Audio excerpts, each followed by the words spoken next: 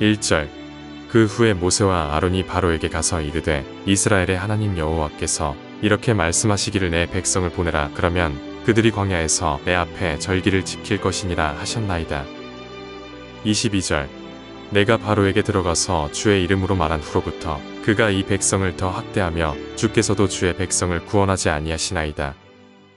오늘 아침 출애굽기 5장의 말씀은 이제 모세와 아론이 바로에게 가서 이제 드디어 하나님의 말씀을 전하고 내 백성들을 보내어 줘서 광야에 가서 절기를 지키게 하라고 하나님 말씀하셨다고 말씀을 선포를 합니다.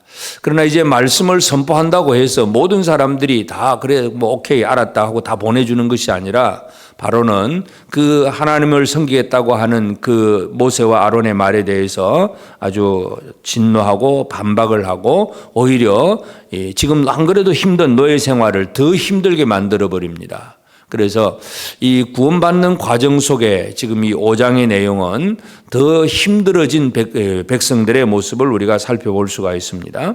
그래서 이제 모세와 아론이 바로에게 가서 하나님의 말씀을 전할 때에 바로는 어떤 태도를 지느냐 하면 2절에 보면 바로가 이르되 여호와가 누구이기에 여호와가 누구인데 도대체 내가 최고의 신인데 그래서 이 자기의 권세와 능력을 그렇게 주장하고 자랑하는 바로는 여호와가 누군데 그런 얘기를 하면서 하나님을 무시를 합니다. 그러면서 그의 목소리를 듣고 이스라엘을 보내겠느냐 나는 여호와를 알지 못하니 이스라엘을 보내지 아니하리라. 그래서 자기가 아는 이 바로가 그 당시에 섬기고 있는 많은 신들이 있습니다. 애굽에도 여러 신들이 있고 나중에 10가지 재앙을 보면 그 모든 재앙들이 애굽의 신들을 향한 재앙인데 여러 신들의 이야기는 들어보았는데 도대체 여호와라는 신이 도대체 누구냐? 나도 알지 못하는 신의 그 이름으로 와서 이렇게 얘기하느냐 그러면서 거부를 합니다. 그래서 결국은 이제 진노해서 바로는 이스라엘 백성들에게 지금까지 여러 가지 재료를 주면서 벽돌을 하루에 몇 장씩 찍어야 된다는 그 할당량이 있었는데 이제부터는 그 재료를 주지 않으면서 짚을 이제 가지고 진흙에다가 짚을 섞어서 이제 벽돌을 만들어내야 되는데 그저 재료 주지 않으면서 나가서 집도 스스로 주워 오고 그리고 벽돌의 숫자는 그대로 지어라 만들어라 이렇게 더 엄한 명령을 내립니다. 이 바로는 이스라엘이 게으르다고 표현을 하고 그저 일 안 하려고 그 핑계 댄다고 생각을 하고 있기 때문에 더 열심히 해야 된다는 그런 명령을 내리게 됩니다. 그래서 오늘 우리가 이 출애굽기 5장을 통해서 살펴볼 수 있는 것은 구원받는 과정에 있어서 일어나는 영적 전쟁의 문제인데 이 영적 전쟁 여호와 하나님과 애굽 임금 바로가 그 사이에서 이제 대결을 하게 되는 과정이고 물론 이제 여기에서 제일 중요한 것은 이제 모세와 아론이 가서 하나님의 말씀을 전하는 일입니다. 다시 말해서 영적 전쟁의 제일 중요한 도구가 뭐냐 하면 말씀입니다. 말씀. 그래서 이 말씀에 대해서 하나님의 말씀에 대해서 얘기할 때에 바로가 그 모세와 아론의 말에 대해서 거짓을 듣지 말게 해라. 거짓말이다. 거짓말. 그래서 사탄은 하나님의 말씀을 오히려 거짓말이라고 얘기를 합니다. 사탄의 말이 거짓인데 그리고 거짓말을 사람들이 믿게 만드는데 그러나 이 거짓말을 하는 바로가 오히려 하나님의 말씀을 거짓말이라고 얘기를 하고 그 말은 그 말을 하는 신이 누군지도 모르겠고 그 신의 능력이 뭔지도 모르겠고 그런 식으로 그래서 이 영적 전쟁의 삶에 있어서 이 대적들은 말씀을 무시한다는 걸 알 수 있고 그 결과로 지금 현실적으로 일어나는 일은 바로 고난입니다. 예수를 믿는 믿음 안에서 불신자가 이제 회개하고 예수를 믿으면 예수 믿자마자 모든 일이 잘 되어가고 평탄하고 기도하는 대로 다 이루어지고 뭐 그렇게 되면 얼마나 좋겠습니까마는 사탄의 존재는 결코 우리를 그렇게 내버려 두지 않습니다. 우리가 믿음으로 살고 말씀에 순종하고 하나님의 뜻대로 살려고 하면 바로 닥치는 것이 바로 고난의 문제입니다.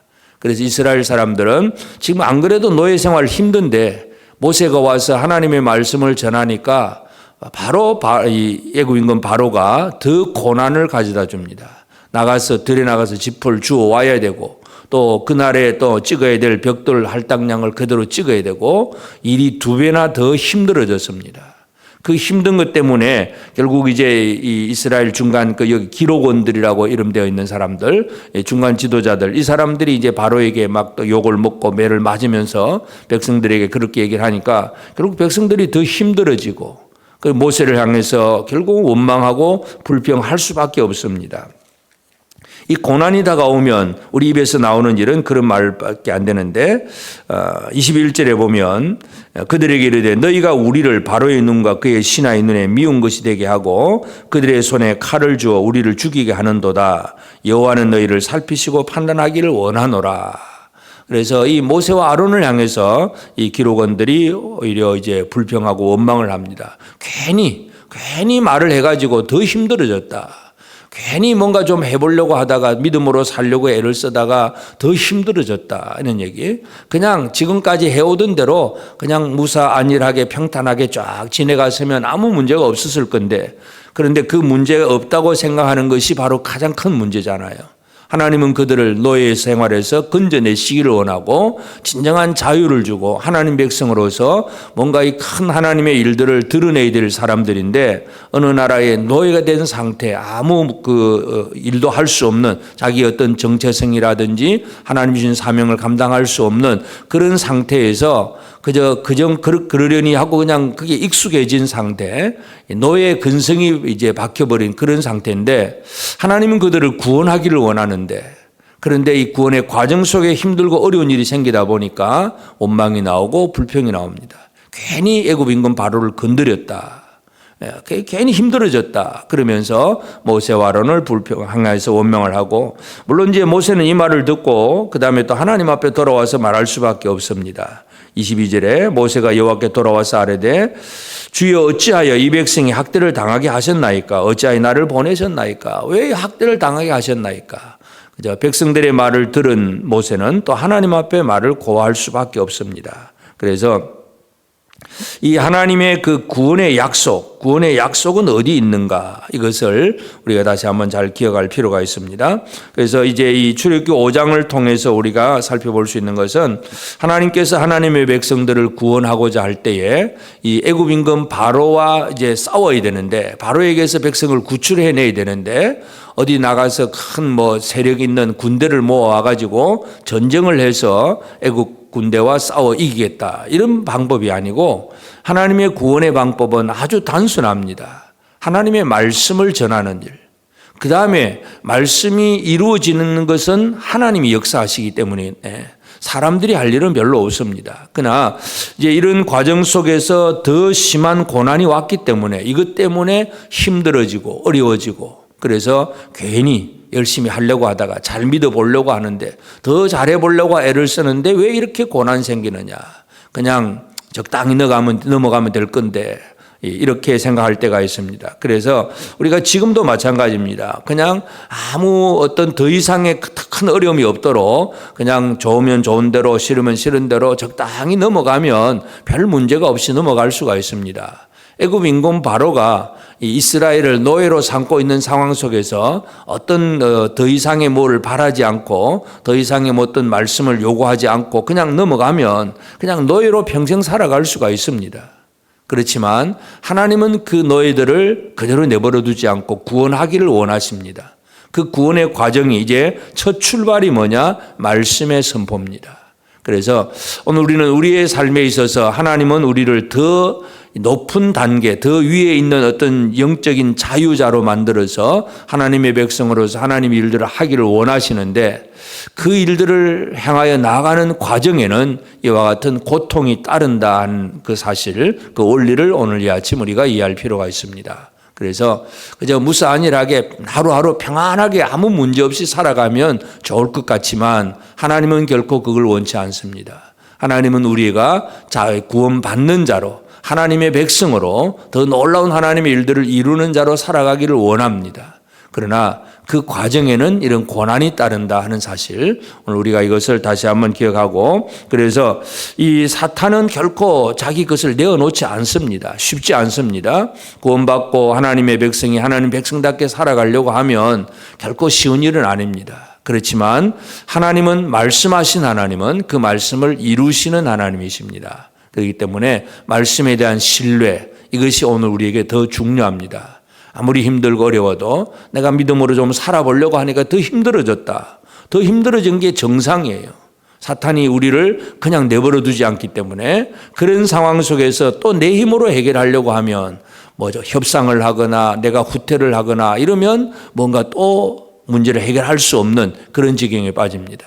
오직 하나님의 말씀을 절대적으로 신뢰하고 나가는 이 말씀에 대한 믿음, 이것이 우리에게 가장 중요하다는 걸 우리가 알 수가 있습니다. 그래서 모세는 그 말을 듣고 있는 그대로 하나님 앞에 다시 가서 아뢰입니다. 왜 이렇게 되었습니까? 이들이 학대를 당하고 있습니다.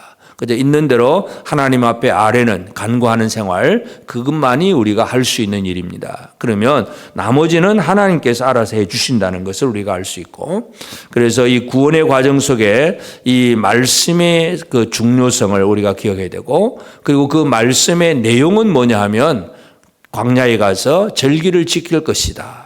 광야에 가서 우리 하나님 여호와 앞에 예배드릴 것이다. 이것이 가장 중요한 말씀의 핵심입니다. 그래서 하나님의 백성들에게 하나님은 예배를 요구하시고, 이 예배가 무너져 있으면 그건 노예 생활이고, 예배가 무너지지 않고 예배가 회복되는 것이 하나님의 구원의 놀라운 은혜를 체험하는 복된 생활입니다. 그래서 오늘 하루도 우리가 하루하루를 살아가면서 나는 하나님을 예배하는 자로 살고 있는가? 그래서 예배가 무너지지 않도록 우리에게 주신 말씀이 내 삶에 적용이 될 수 있도록 그렇게 살아가야 됩니다. 그 과정에는 분명히 고난이 따릅니다. 그러나 그 고난을 결코 두려워하지 아니하고 날마다 승리하는 삶을 살면서 하나님을 향한 온전한 예배로 나아가는 복된 우리 모든 성도들 꼭 되어지기를 주의 이름으로 축복합니다.